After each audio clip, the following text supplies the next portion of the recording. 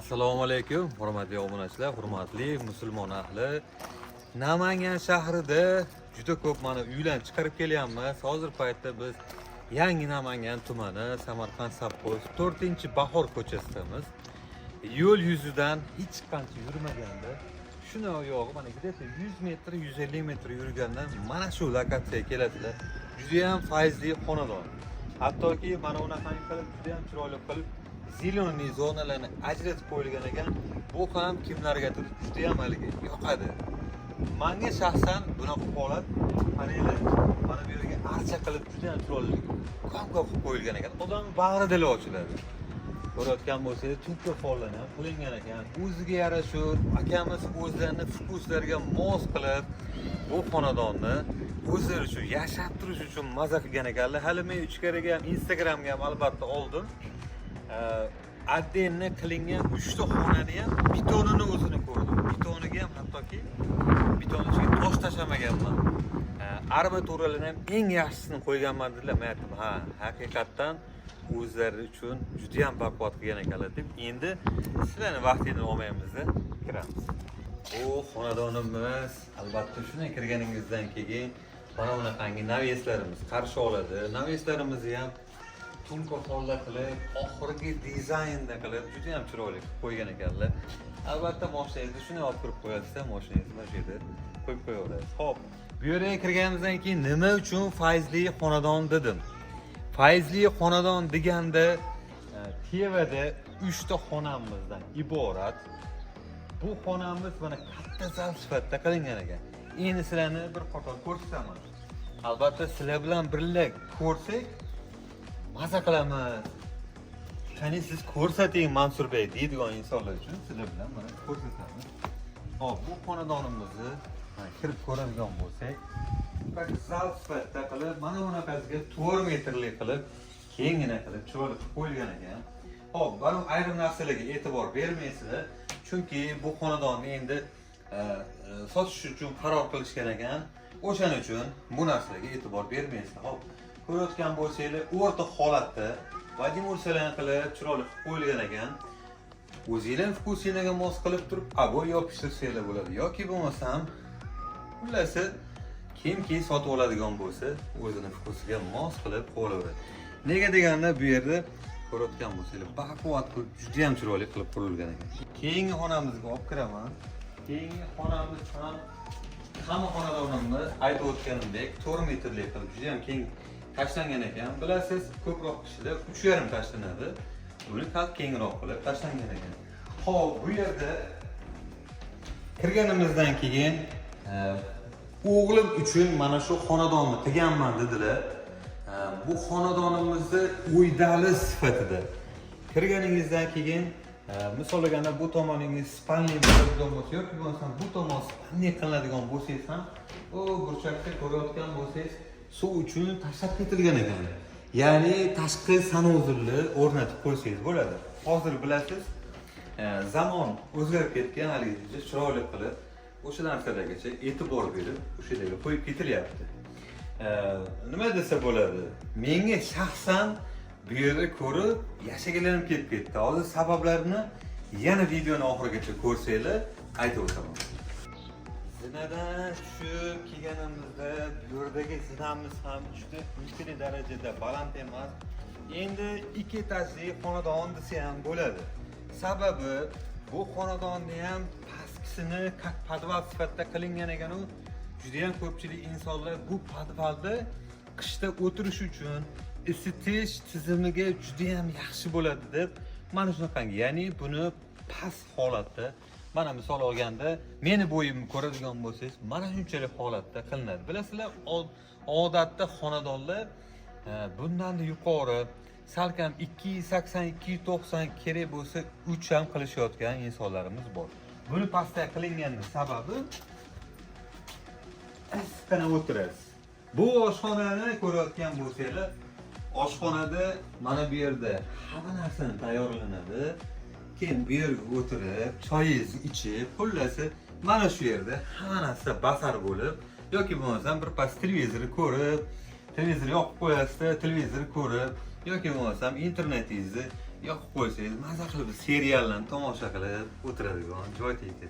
Endi keyingi xonaga kirib sizlarga ko'rsatib o'taman. Albatta, tevadagi xonamizni bu pastki qismlari sizlarga shu holatda ko'rsatib o'tyapman. Keyingi xonamiz ham xuddi shuni singari qishda yashaydigan joy ekan. Hop, keyingi xonamizga mana kiradigan bo'lsak, bu yer albatta arvoz tashlab ketilgan ekan. Arvoz bizda sizlarda ham arvoz deyilsa kerak. Kimki agar ko'rayotgan bo'lsa, Namangan shahridagilar bilishadi.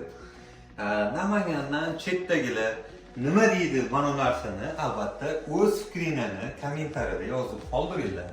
Patologlarni saydim desam saydim emas ekan, bu dekordan qilib ketilgan, hattoki dekor klasi ham emas ekan. Hop, bu yerda shuni kirasizda kirganingizdan keyin bu yer ham hatto tekstchangina qilib bitta kichkinagina pilta qo'ysangiz ham bu xonadon juda ham tez isiydi. Sababi ixchamgina, patolog ham yuqori emas. Mana shu narsaga qishga juda ham maza qilib bitta kichkinagina pilta bilan o'tib chiqib ketadigan joy ekan. Boya aytib o'tganimdek, sanuzil sifatida tevaga olib chiqib ketilgan ekan. Mana bu narsani tayyor qilib xohlasangiz mana bu yerdan turib asli bu yerga ham mana sanuzil qilsa bo'ladi. Ya'ni tayyor haligi o'zingizlar bilasizlar, hozir paytda sotilyapti. Xo'p, endi bu xonadondan chiqqanimizdan keyin sizlarga keyingi tayyor qilib yana 3 ta xona uchun beton quyib qo'yilganini ko'rsatib o'taman. Endi bu xonadonlarni ko'rsatib chiqdik.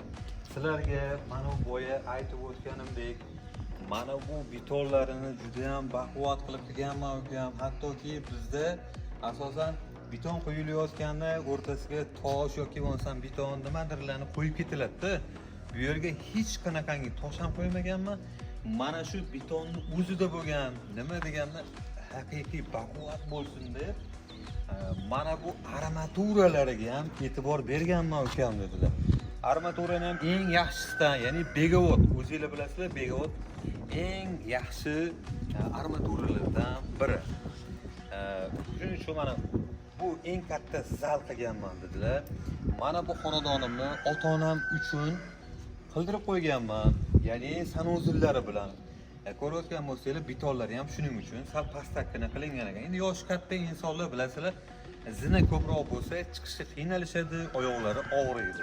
Shuning uchun shunga kirasiz, bu xonaga kirasiz, yoki bo'lmasa bu xonaga kirasiz. Xullas, ota-onamga mos qilib, mana shu yerdan shunday bo'lasizda, u tomonini sanuzil sifatida tayyor qilib ketaverasiz.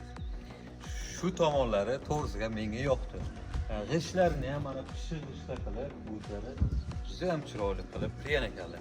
Endi men sizlarga yanada yoqqan joylarini aytib o'tadigan bo'lsam, bu yerda bilasizlar, juda ham ko'pchilik insonlar o'zi mana shu narsaga e'tibor beradigan bo'lib qoldi. Orqa hovli sifatida hamma narsa basar bo'ladi. To'y qilasizmi yoki bo'lmasam mol boqasizmi, tovuq boqasizmi, qanaqadir jonzot boqadigan bo'lsangiz ham orqa hovli juda ham yaxshi kor keladi. Shuni отдельный tashlab ketishgan ekan. Ziloniy zonasini yana mana shu yerdan ko'rsatib o'tay. Ziloniy zonasini ham juda ham chiroyli qilib ko'rayotgan bo'lsanglar, o'zlarini ko'slariga mos qilib archalarni ekib, bitta kattagina mana bodomlari bor ekan, undan keyin noklari bor ekan, va hokazo va olmalari ham kattagina bo'lib qolibdi. Yana mana bu yerga bitta ikkita ko'chat eksanglar bo'ladi. Kimki agar oladigan bo'lsa, shu narsani o'ziga e'tibor qilib olsa bo'ladi. Ukam, bu xonadonni o'zim uchun to'g'risiga maza qilib qurgandim. Yashash uchun degan hozirgi paytda pul zarur bo'lib qolganligi uchun mana shu narsani sotishga qaror qildim deb akamiz o'zlari aytdilar. Operatorimiz bunday qilib o'tsangiz, bunday qilib bog'lanib tomonni ko'rsatib qo'yaman. Xo'p, endi bu yerda o'zlariga naves qilib tak bu yerda nimadir mana qo'y boqasizmi, nimadir boqadigan bo'lsangiz, bu tomonga o'tadigan bo'lsangiz, obunachilarimga yaxshi ko'rinadi. Mana shularni naves qilib ketishgan ekan. Hop, bu yerda ham mana yaxshigina daraxtimiz bor ekan, gilos. Hop, bundan keyin mana tashqi hojatxona va bu yerda qozon. Shunday qilib, mana shu narsaga ham e'tibor berib, qozonni ham zo'rib ketishgan. Endi bu xonadonimiz boya aytib o'tganimdek 6 sotuvdan iborat. 6 ta xonasi bor. Sanuzellarini men aytib o'tganimdek, hali o'zingiz tayyorini sotib olasiz, как sanuzel sifatida foydalansangiz ham bo'ladi. Keyin arvoz, albatta kommentariyada yozib qoldirasiz dedim. Arvozni ham tashlab ketilgan ekan. Buni eski insonlarimiz juda ham yaxshi bilishadi. Bu devorlarini ham ko'rayotgan bo'lsanglar, отдельно bu o'zlariniki ekan. Bu tomondagi devorlarini ham uyga qurilgan ekan, u ham отдельно ekan. U tomondan muammo yo'q. Xo'p, endi bu xonadoningizni ko'rsatdingiz, faizli xonadoningizni qani narxini bilaylik degan insonlar albatta kuzatib turishibdi. Bu yerda birinchi o'rinda kommunikatsiyasini aytib o'tadigan bo'lsam, suv svetdan muammo yo'q. Suvni men sizlarga ko'rsatib qo'yaman. 24 soat mana shu holatda keladi. Ko'rayotgan bo'lsangiz, suv muammo yo'q. Oldinlari albatta bu yerlarda suv muammo bo'lardi. Hozirgi paytda suv svetdan muammo yo'q. Albatta gazlarimiz o'zimiz balon, propan balonni. Endi narxini aytib o'tadigan bo'lsam, akamiz bilan tortishib, qalamdan kelayotganlar yo'q, obunachilarimiz kelishsin, ko'rishsin. Albatta yoqadigan insonlarga soting, mana shu yerga kelib barakasiga o't beradigan qiling dedim. 35.500 dollarga kelishib qo'yganmiz. Kelasizlar, ko'rasizlar. Albatta Telegramga lokatsiyasini tashlab qo'yaman. Lokatsiyada qiynalmasdan kelishinglar uchun Telegramimizga shunday o'tib obuna bo'lib qo'ysanglar, albatta Instagramimizga ham obuna bo'lib qo'ysanglar, bu YouTube'da chiqmagani, Instagramda chiqmagani YouTube'da chiqib turadi. Bo'lmasa ham keyingi videolarda, keyingi efirlarda ko'rishguncha sog' va salomat bo'ling.